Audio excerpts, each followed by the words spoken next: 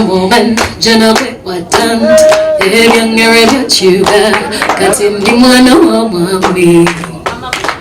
On collected it on Janai, on collected it on Janatin, on collected it on Janakutendanga.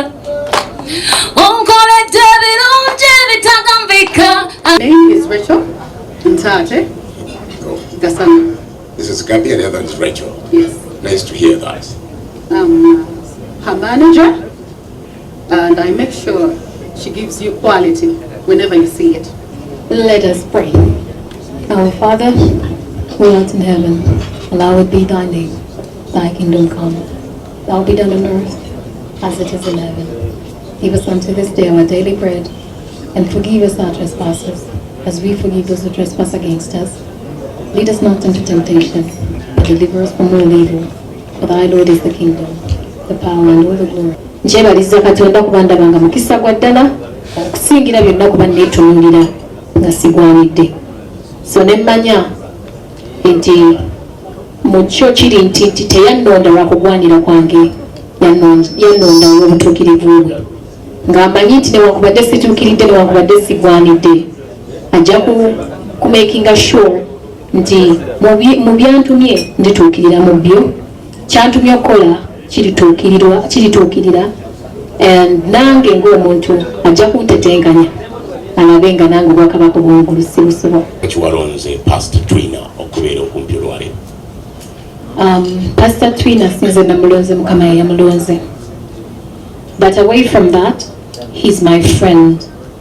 Mu industry eno nsanzemu emikwano emizibu n'emyangu. Pastor Twina is one of my favorite people. As a person, nga n'obusumba tubuzize ku bbali mukwano gwange nnyo, nti bw'oba otunudde n'obeera nga gwe muntu ajudginga mangu, oyinza n'okusanga ng'okoze ensobi. Is my friend.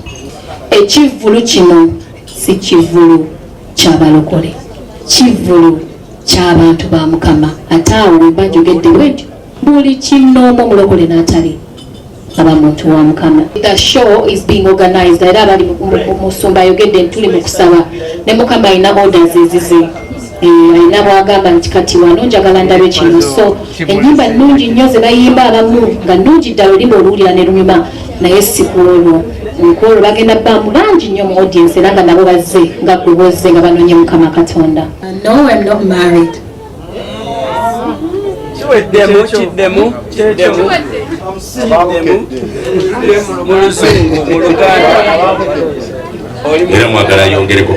Rita is my name and I serve at NTV and Spark TV.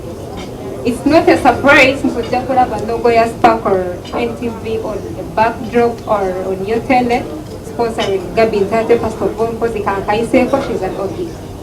We cannot take it for granted, and when refined events approach us, we did give it a second thought. Muntu waffe, mukwano gwaffe, abadde naffe. So it was it's a blessing okumuwagira ne tubeerawo naye ku lunaku lwe. So akenjawulo akagenda okubeera ku Spark, making sure twekuumirako. We've already supported local content ate nga tujjeera kusigala nga tumutumbula.